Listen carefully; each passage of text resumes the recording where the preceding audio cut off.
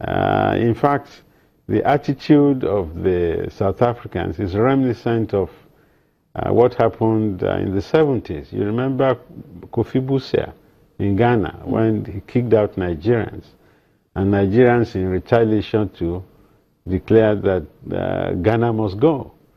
So this is a replay of that anti-foreigner attitude, okay? We have to understand the dynamics, what is at play in South Africa right now. But on the basis of international law, I hasten to say that there are options open to Nigeria. We might adopt what we call reprisal action or retortion in terms of international law. At the very least, we can take the matter before the African Union. There's an African Court on Human Rights, you know, and in Arusha. There's also the International Court of Justice. We have the African Commission on Human and People's Rights.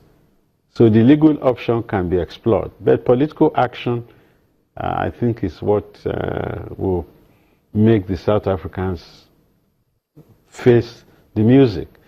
For any act or omission, there are consequences.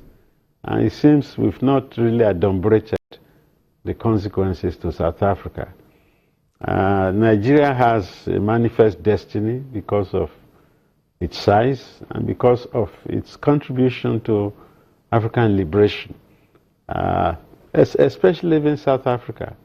A time was when we had South African students in our universities. Time was when the leadership of the National Liberation Movement in Southern Africa had offices in Lagos. And in fact, Nigeria was made a frontline state, constructive frontline state. And we had the policy of funding, assisting the ANC, the PAC, and all the national liberation movements in their crusade to win their freedom. It's no accident that when Nelson Mandela was freed from jail, Nigeria was one of the first countries he visited. In fact, I recall that Mandela was honored with a special convocation at the University of Lagos with the estranged wife, now Winnie Mandela. They both came here in a way to say thank you for what Nigeria had done. There was a time we had money contributed from our salaries to help the South African effort. The fund was organized by Olusola Saraki, Senator Saraki, the father of the president of the Senate now.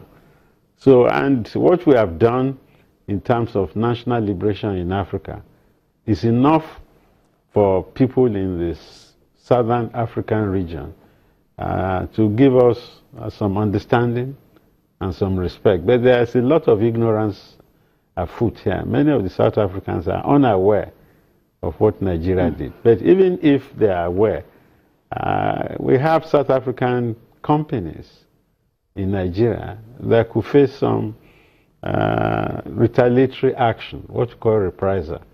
Retortion might not be possible because we don't give the South Africans now any benefits that might want to withdraw in reply to the anti-Nigerian feeling. So that is why Nigeria has to adopt what I call a well-calibrated response so that the medicine, you know, is not worse than the disease. Because a lot of people will say if South Africans are not giving us the due respect that we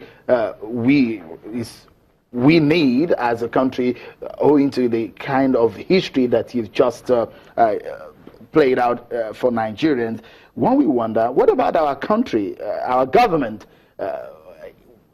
Do you think that the government is doing what is necessary to be done? Does the government look active enough to the yearnings of the plight of some of Nigerians that we just showed on the television now? Well, part of the raison d'etre of government is to protect the national interest. That's the interests of Nigerians abroad. And that's why we send diplomats out there to watch over our national interests. So Nigeria could have demonstrated its disgust and dismay at what happened by recalling the ambassador for consultation. And that will give the necessary signal or message to South Africa that things are all right in terms of our bilateral relations. Then I don't know if the Ministry of Foreign Affairs had summoned the South African High Commissioner for a dressing down for what is happening there. I've seen him a couple of times on TV, but in diplomacy, it's what we call tit for tat. If South Africans are misbehaving in their attitude to Nigerians, then we should show our resentment. We should make the South African government fully comprehend our disgust, as I said, for the attitude of their nationals. There are all sorts of, as I said, measured actions can be undertaken.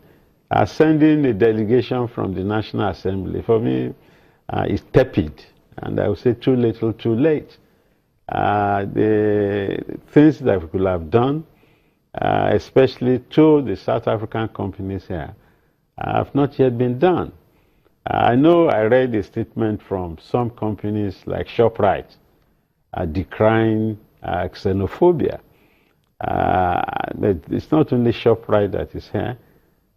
We have MTN, we have even South African Airways. We have all sorts of South African companies here that we could make smell the coffee so that they know that Nigeria is a country that will not watch idly by and see the interests of its nationals trampled upon. Okay, we will take a moment, and when we return, Professor Oyebode is still here with us. The federal government says it has recovered some funds and is determined to fight corruption. Where are the recovered loot, and how far has that anti-corruption war gone?